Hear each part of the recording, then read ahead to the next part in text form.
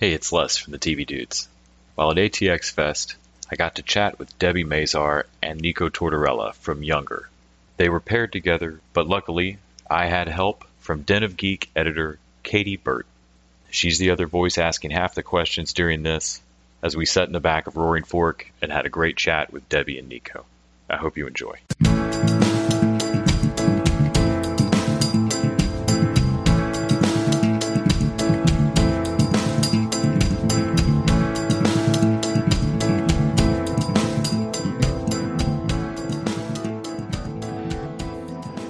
So what's up? Ready. Are we talking about Breaking Bad? Wow, that's really cool. Yeah, I like how they're recording. It's been saving me this weekend. It's so noisy in here. Well, Sutton keeps laughing. That heckle. We don't mind. I love seeing her smile. Yeah, she can light up a city. So you guys are obviously somewhat removed from this like office storyline, but Thank God. Thank God. the chaos. Seriously. But you know, at the end of the last episode, Charles is discovers a secret. For your characters who aren't an immediate part of that world, like, does that have an effect on you? How does that affect? I've never met Charles. Yeah. In 5 seasons, so it has zero effect on me. Yeah. I mean, she might come home with some drama, and maybe that's where I get affected. It's like speak to the hand, like their problem. But we don't really talk about the age thing anymore. It's not about that. It's more about like her heart. What does her heart feel versus Josh versus Charles? But I don't know him, so Yeah. Living with Kelsey and with Lauren, I get like pieces of the publishing world, right? And obviously Charles and Josh have their history. But I forgot the question. So I'm just going to smile. I mean, that was a good answer considering. Cool. Yeah. No, I mean, if it's the effect of that like twist on Josh's world or character. Well, he doesn't know that it happened yet. And I think that when he does find out, and in a specific way that he does find out what happens moving forward, it'll be interesting because of their history. You know, the triangle is real. Yeah, I mean, it's a cute device for the show and all, but like there is drama between those 3 characters, struggle, you know. And Liza's heartstrings make her come home to our apartment, and some days we're like a bomb drops, something happened because of this. Yeah. So, I mean, it's a season where everybody wants to see this happen, and it's like a roller coaster, like a wooden roller coaster that chugs to the top. And this season is like seriously like this for how many episodes? 12 episodes. Okay. It's great. Everybody gets to do something this season. It's one of my favorite because Molly, plays Lauren, has the greatest stuff to do this season. Hillary has some sexy stuff to do this season, and we get that hottie over there, Charles, so we get to see some skin. Yeah. Thank God it's not mine this season. Barely yours, right? Not really mine. Yeah. So it's a sexy season, and we're also like we have a non-binary character this season who's wonderful, Jesse James Keitel. One question that's been like going around is this whole Me Too thing, and like what I like about it is that it was never broached because it was trending. It was broached because last season they realized that Liza had been harassed by Elmore, and this was kind of a way for her to be empowered to be like, fuck you, like whatever, and it was more of a good twist to tell him off, and then it just kind of happened at the same Me Too moment, like hashtag. Right. Exactly. But it was wasn't also offensive. like a learning curve for the writers too, because they had wrote some stuff in the previous season that was questionable, right? And they had to go back and look at that and be like, oh shit, is that part of the story? You have to write questionable material 100%. Constantly. Yeah, but I've heard the important. writers talk about this. It's not like I'm making this up. But that's really interesting. Like if you go back and watch old episodes of Friends or Seinfeld, there's shit that's said that you're like, what? Yeah. Like that was just the norm. Well, meanwhile, they write movies where everyone's dying, being murdered, blowing shit up. So I mean, like I think what's going on in America, especially America, is due to also our environment, what we promote, like whether it's like rap music or certain lyrics or violence and death, but that's just kind of how it is these days, and I don't have to turn it around. But I think what's so special about this show is that it doesn't run deep in cynicism, right? This is a genre of television that doesn't really exist anymore. And it's a happy show. This show brings joy to people all over the world. It's entertainment, and it's based in love and relationships and joy. And I think globally we really need that right now. And I'm really happy to be on this show for that specific it's really 170 countries, right? Yeah. So for us to know that we're getting out. Being responsible, being lighthearted, entertaining, supporting LGBTQ, APIK+. Did I say that right? was fucking beautiful. Right. Yes, I had to learn my terminology. Yes. What does the K stand for? Kink. Come on. Yeah. Well, I don't. I just get asked a question if I felt I had a responsibility, and I'm like, it's so natural to me to play a lesbian in the sense that I don't think about it. You know what I mean? It's not like I have to take tips or promote it in any particular way. And my character, is revisiting some issues of commitment this season. But the fact that she dates Orthodox Jewish chicks, which is really fun. Funny and has a lot of interracial romances is great because it's how it is in life. The interesting part of that question was, how do you feel playing a lesbian, not necessarily identifying somewhere in the community? Mm-hmm. And anyone that's in the community knows that Debi Mazar is such a staple of the community and has been for so long that it's just a silly question. Mm-hmm. When you first got the sides or first went and auditioned for the role, knowing that the show's premise was so hooked on the age lie, have you been surprised with where you've gotten to go with your character, with where it's twisted and turned? No. Two things. First of all, when I auditioned for Miriam's role because I was coming off Entourage. Yeah, and I play the bad bitch, and I was like, oh, this makes sense, and Darren was like, I don't want you for that role. I want you for this role. You're playing younger than you actually are. And I was like, oh, great. I don't have to wear lashes. I can wear jeans and shave my head. He's like, no, I want you sexy. So unfortunately, my hair and makeup takes the same amount of time. But to that, I had somebody. I was like, wait. You asked me about the audition and then the lie. And then the lie. Oh, but as far as I was really surprised how well the show resolved the age lie, so that you're not still having to deal with that every episode. And thank God, right? Yeah, there's only it kind of like when Suits started, there was a ticking clock on how long you can maintain this. Right. And same with us. In our year one reviews, they were like, all right, this is a cute concept. How many legs you just have to stand? I also took this show because it was Darren's star. I knew that he would kind of stretch it out, and he was creating a cast that was. It's funny because I didn't know a lot of the cast members before this show or what they had done, and the energy and the type of people that he chose for each role I thought was really well done. And but I like Darren Star's writing. It's fun, and he's gay and fabulous and just super smart. So and he's always written for characters and for actors and for relationships, not necessarily for the device of a storyline. And he uses New York City really well, and I was very happy about that because I got to move back home. But that's where the longevity of the show lives. It's in our relationships, and relationships can last forever in one way or another, so the show can last forever. Season 246. Like you'd said about the love triangle being real, that's one of the things that struck me on the show is that it doesn't feel forced, that there's multiple competing love interest storylines at times. Yeah. Well, that's life, right? Yes, exactly. Yeah. It feels natural that these people, if they remain in your life, that complexity just grows. I'm excited for Liza to come out as polyamorous. I think that just needs to happen at some point. There are a lot of shows I watch where I'm like, but how do you come to Yeah, but do you even know what it is? This whole season about cheating, you could talk. Yeah, exactly.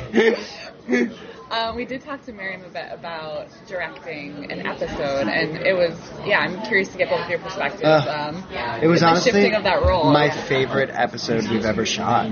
Yeah. I think we've built this relationship with Miriam and this family unit for so long now that to have one of our own tribesmen on the other side directing us was everything that any actor could ever ask for. And a lot of directors have taken acting classes, or a lot of actors just evolve into directors. Right, because we spend so much time on set, Yeah, and it's something that, you have to really want to do. It's a very hard job, and it's a hard job because you're dealing with not only the head writers, you're dealing with networks, telling you what to do. And she was so quick and got to the bottom of the nitty-gritty of the content, the emotional content, and was so fast.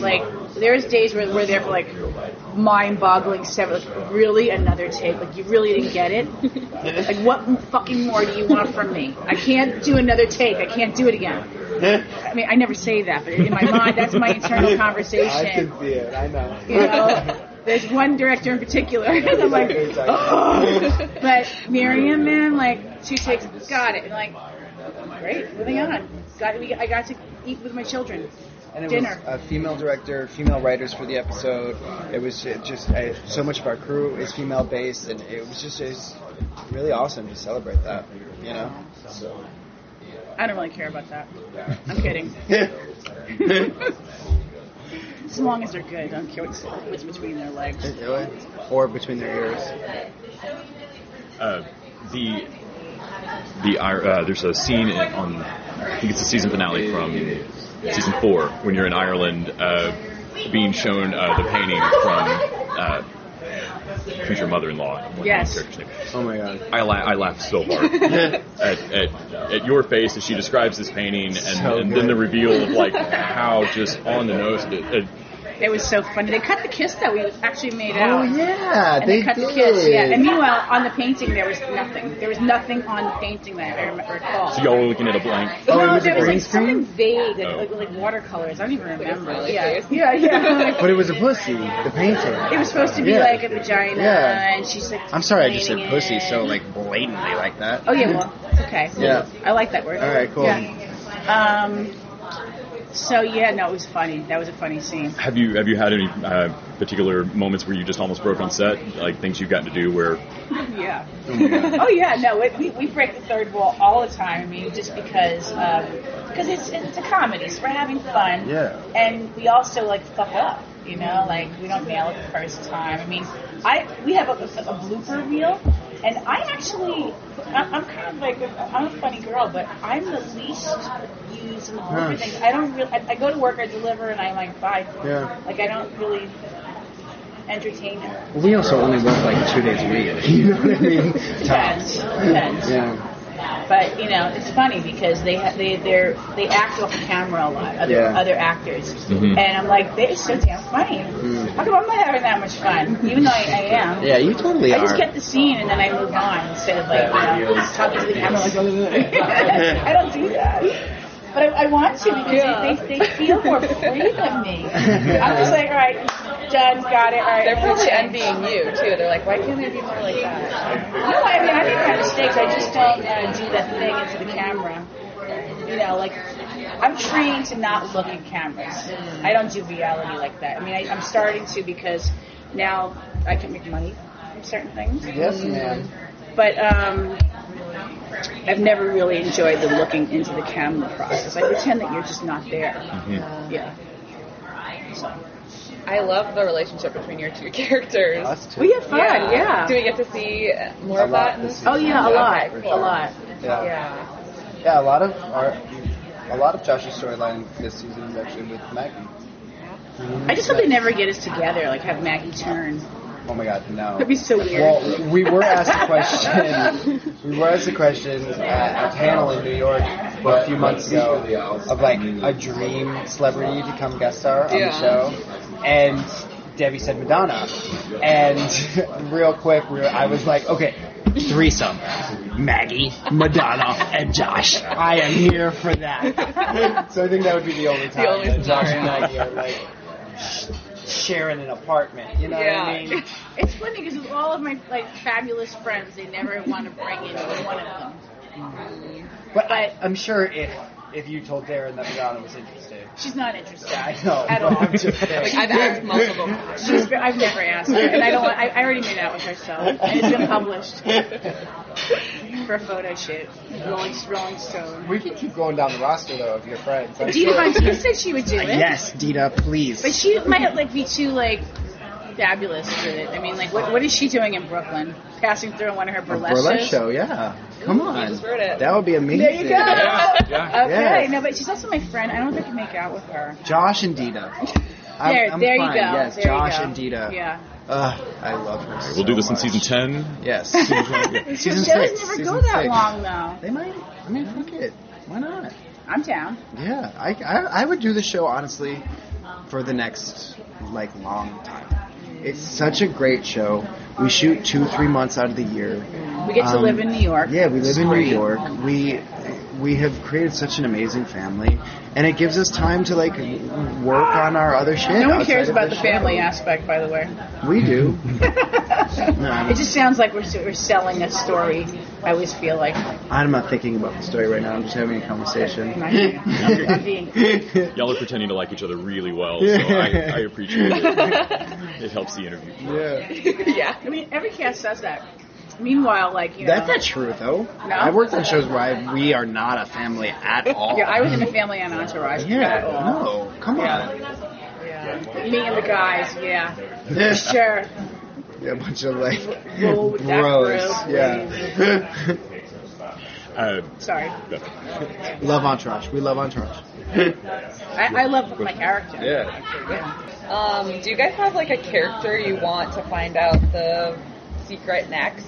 Or is that not something you really care about? Let me think about it. I mean, we don't really care. Yeah. I mean, Miriam doesn't know. Yeah, that would be interesting. That would be interesting. I feel like Miriam's known the whole That time. would be though. that would be really amazing. cool. Yeah. She'd be like, and can you go get me a coffee? Yeah. That's it. And what? Lauren would be I fun think to that she find would out. kind of flip out though because, she is so self-deprecating about her age and about being a woman in power that once she realizes that Miriam right again, that Liza is all that in a bag of chips. Wait till you see some scenes towards the end of the season or during the season where Liza, because the secret is out, gets to be a badass. She got bossed up now. I can't really say more than that, but it was sexy to see Sutton play that. It'll also be interesting to see. Do you know what moment I'm talking about? I don't know why I saw that. Is it in is it in the trailer or something? Because I haven't watched the show. I don't know, but How did I see that? I'm interested in Miriam's reaction when she finds out that Charles and Kelsey knew this whole time and nobody has told her in the office. Yeah. She's probably going to be more pissed about that than Liza lying to her the whole time. That everyone else knew except for her. Yeah. I never understood why anybody cares. Because I guess she we need wouldn't to have gotten believe the job. She was told no before from a different Right. publisher. Right. But now, since she's so good at her job. Right. Oh, hey, by the way. Yeah. Yeah, it seems like the lie almost flat proves the ageism in the hiring process at the first job interview. Yeah. Yeah. If you lied and you got it's a really job. relevant. I mean, aside from being an actress, I keep working so I don't know if it applies. Oh, I was going to tell you, Rosanna Arquette made a film called something about Deborah Winger. She directed this documentary, and it was on ageism. It was done, I would say, in the late 90s. And I didn't want to do it then because even though I was in my 30s, early 30s, I just said, you know what? I don't want to be poo-pooing Hollywood when I feel like I personally am going to work forever. Naively, I didn't realize that after 40 it might slow down. But I also needed to slow down because I had children. And also, who wants to be a slave to your work? And many people do. I'm not one of them. I like to do other things. But there's every actress who was signed up to be in this documentary, and it's very well done, and it's all true. But it just depends what mindset I think that you have individually and how where you want your destiny to go in anything that you do, whether it's ageism or whatever. Yeah. I mean, I think the takeaway for inclusion and intersectionality is on the writers and directors and creators of content. It's about writing material for everyone. That's about everyone. That's not on the actor, you know? I'm considering letting my hair go gray, and my husband's like, "Go for it." So hot, my hair's like hair. white. It's not like dishwater, and I have a lot of it. And I'm like, maybe I should just let it happen. And but then I don't know. I'm very on the fence about it, and I'm like, wow, I'm actually still attached to that thing. Mm-hmm. So I'm not completely like I'm not that cool. Yeah. At the end of the day, because it really does make you look older. Right. Like the children, when they see white hair, they're like grandma, even with this face. With false eyelashes and all. I just think of it as like going against the current of the river. Like it's just easier to go along, and like you can swim in the other direction, but like I don't know, it's tiring. Well, here's the deal. Usually is, you know? For me, you're not working. I think I'll work more than ever. Because who's playing grandma right now? Like hot. Name grandma. one. Yeah. I mean, Meryl. Are there grandmas? She's in a whole other stratosphere. Are there grandmas? Like, is that even a character? No, I know. That's okay, Because there aren't any grandmas writing as well. Or like, I don't know, maybe there are. Betty Buckley on Preacher is about the only one I can think of right now. Right? Yeah. There's no more Mauds. Maud. I don't know how you say it in regular. Maud. That's right, Maud. Maud, or like Betty White. It's like, where are those people? Yeah. So, Well, we just created a show. It's called Grandmas. It's called Older. There you go. It's the natural spin-off. Yes, it's my next job. Oops. I'm just busting out of this dress today. It does not want to stay on. It does not want to stay on. So you'll just lie and you'll tell everybody you're 70 so you can get hired as a Walmart greeter. It'll be a whole show about it. Yes, I identify as a 70-year-old man. What are you gonna do about it? Wait, a 70-year-old woman. A 70-year-old woman. That would be interesting. I saw this meme the other day. This really has nothing to do with what we're talking about. But it was a giant pickup truck, and on the back of it was a sign that says, "I identify as a Prius." And I basically just fucking lost it. Is that not hysterical? That's hysterical. Oh my god. Where was this? Just on the internet. Oh, I thought you saw it like driving around. It's like, this may well be traffic here, I don't know. That is hysterical. It's so funny. You need to get a pickup truck and write that. I have a pickup truck. Right, so write that.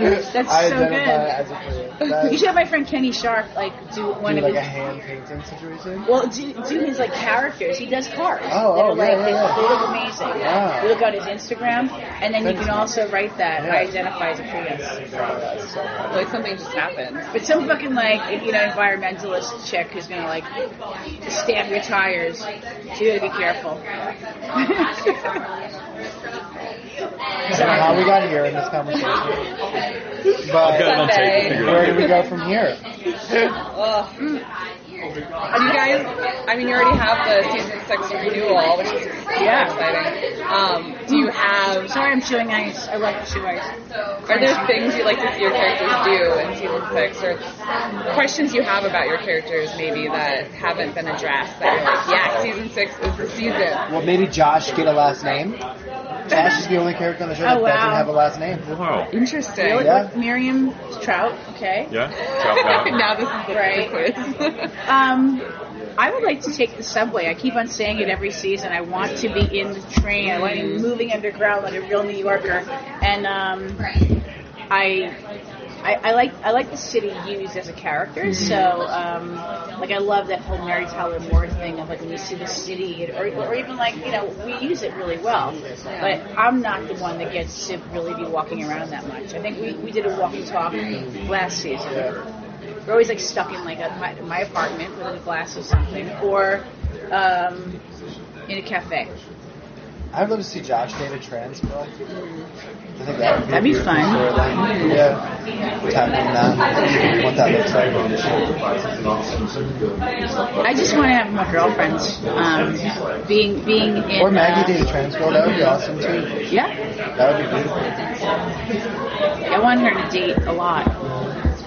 Come on. I don't get to do it in my I'm married, so it's fun to play it. You know? It's a conversation. Yeah. Thank you both so much You're welcome. for your time today. I really Have a great day. I was so thrilled to get to meet you. Your entire career. It just. Oh, thank you. I was absolutely. Thank you. Okay, girls. Now what? Oh yeah, we're done.